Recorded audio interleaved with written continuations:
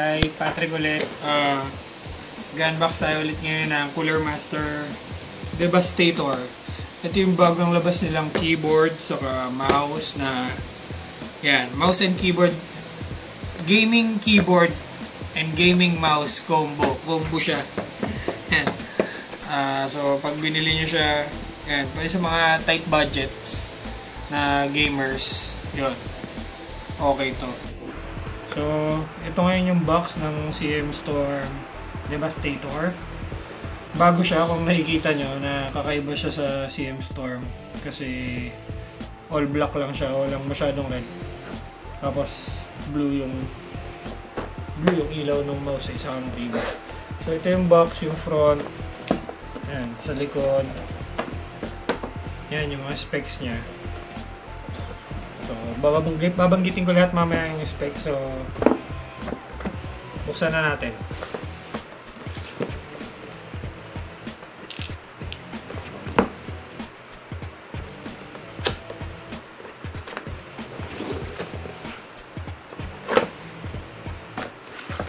So, ayan siya. Buksan natin.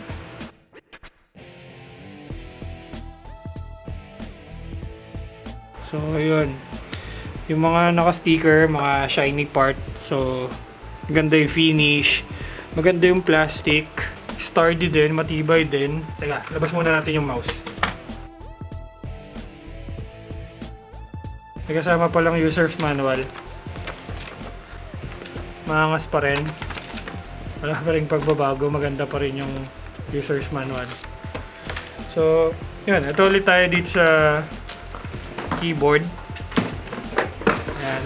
MK2 ay MB24 yung tawag dun sa keyboard. So, ano siya? Custom membrane design. More durable and improved tactile feedback. Para lang siyang Cherry MX switches, pero hindi siya mechanical. Membrane lang siya, pero yung pindot niya okay pa din. Hindi siya ganun kaingay, parang katulad ng mga Cherry MX switches, di ba? So, budget friendly nga tong keyboard na to kasi nakakombo nga siya sa mouse. So, yan, okay siya. Matibay naman yung design, mabigat din. So, kung napanood nyo yung mga nakaraang video ko, mas gusto ko yung mabigat na keyboard para sa akin, para hindi siya magalaw-galaw. Yan. Tapos ito yung multimedia keys niya. Tapos yan, may shiny part. Kung nakikita nyo, yan, may shiny part. Tapos ito, may design na parang sa, yan, kung nakikita nyo, yan, transformer, parang ganon. Ewan ko kung dun nga to kinuha kay Devastator ng transformer. So, ito yung likod. Ayan, may stand siya. Tapos may mga rubber siya na para hindi gumalaw. Ayan. Kasi may pangalan ng CM Storm Devastator. Ayan. Bari, yun. Hindi gold plated yung USB. Pero syempre, parang starter kit to parang ganon na gaming gear. Tapos, hindi rin naka-sleeve pero okay pa rin yung wire, makapal. Bendable. So, hindi siya tatanggal. Pero yun, matibay yung pinakalikod niya. Kung nakikita nyo, parang yung sa telephone. So, mamaya demo ko to, papakita ko yung ilaw. Kung anong itsura niya pag nakasaksak. Dito naman tayo sa gaming mouse. Ito yung gaming mouse. Flat siya. Anong tawag din sa grip na to? Palm. Ayan, palm grip. Palm. Yan, sorry. Yan. Palm grip ka ba? Hindi, claw grip ako Pero trip ko tong hawakan. Ayan, kung nakikita nyo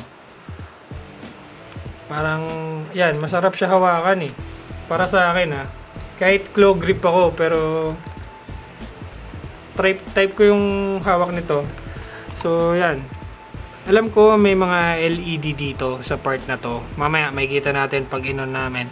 So, DPI switch. Yan, 1,000 to 1,600 saka 2,000 DPI. Tapos ultra flat nga, yun yan, katulad ng sabi ko. Tapos yan, large yung mouse wheel niya. So yun, may mga solid rubber sa ilalim. Alam ko may ilaw din dito sa likod. Dito ba sa likod or dito sa harap? Basta may ilaw siya na nakita ko. Ito ata sa harap. Yan, parang headlights. Parang si Devastator nga ata talaga to eh. Yan, sa wires. Yun. To, yung wire niya, yun, mahaba. Mahaba yung wire, pero yun nga, hindi siya gold plated. Tapos hindi siya naka-braided. So yun lang, kasi syempre parang starter kit nga. Tapos nasa budget friendly siya. Okay pa din. Kasi makapal yung wire niya, hindi naman porket sinabi kong hindi braided eh. Hindi basta-basta wire lang siya. Matibay yung wire, makapal pa din. Yun, yung dulo. Good din naman yung pinaka-kabitan sa dulo. Ayun yung ilalim ng mouse, kung makikita nyo, Devastator. Tapos may CM logo. Yun. May pindutan din siya sa gilid, yung back saka yung previews. Yan. Yung click parang medyo mababaw ng konti. Ay hindi, sakto lang.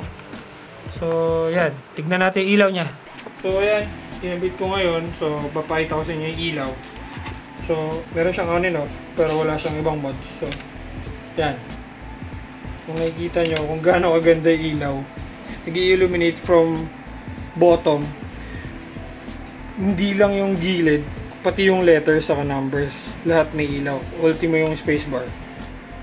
So plus yan sa akin. Ang ganda ng pagkailaw nito. Hindi siya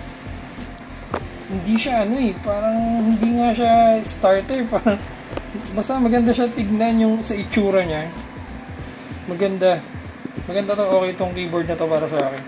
Tapos ito naman yung mouse, yan, pag nakasaksak. Yan, yung sinasabi sa inyo kanina, parang may headlights. Tapos yan, 600 DPI, pag binuksan yung DPI, may ilaw. Mas maliwanag yung ilaw pag 2,000. Tapos tingnan nyo yung logo rito. Yan, maganda tong combo na to kung low budget kayo. Okay to. Sana nilagyan din nila ng ilaw dito, ano, pero mukhang hindi abot. Para sila. Pero okay. Kung nakikita nyo yan, kung nakikita nyo sila, ang ganda. Para sa akin nagagandaan ako. Tapos bagong klaseng design ng CM2. Yan, nalaglag eh. Thank you ulit sa pagnood ng unboxing. Sana mag-subscribe kayo sa YouTube ko, sa Facebook. Like nyo yung CM Store Philippines, cmstore.ph, tas yung Cooler Master Philippines, tas yung lab rats namin, mga kapatid, mga kaibigan. Paki-like po.